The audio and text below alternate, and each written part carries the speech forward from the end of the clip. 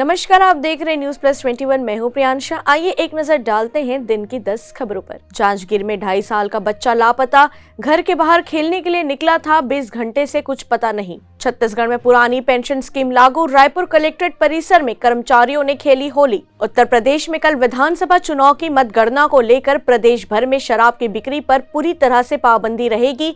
राज्य के आबकारी विभाग के मुताबिक प्रदेश भर में शराब के ठेके बंद रहेंगे। सुप्रीम कोर्ट में फिर टला कारोबारी विजय माल्या के खिलाफ अवमानना केस। अब 10 मार्च को होगी सुनवाई। लता मंगेशकर की अस्थियां वाराणसी में गंगा में विसर्जित, 1 महीने पहले हुआ था निधन। ऑपरेशन गंगा के तहत रेस्क्यू किए गए 9 बांग्लादेशी नागरिक।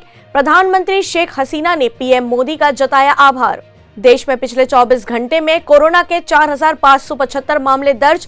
लगातार दूसरे दिन एक्टिव केस 50,000 से कम, 145 लोगों ने गंवाई जान। काचा बादाम के गायक भुवन बदायकर ने एक्सीडेंट पर गाया नया गाना, हुआ वायरल। आईटी रियलिटी शेयरों में मजबूती से शुरुआती कारोबार में सेंसेक्स 350 अंकों से ज्यादा बढ़ गया, जबकि कारोबार के दौरान निफ्टी 110 अंक चढ़कर 16,120 के स्तर पर पहुंच गया।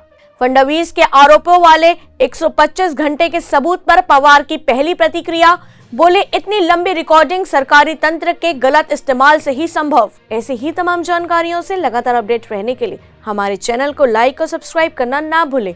नोटिफिकेशन के लिए बेल आइकन जरूर दबाएं। देखते रहिए न्यूज प्लस 21, आपके हक की बात।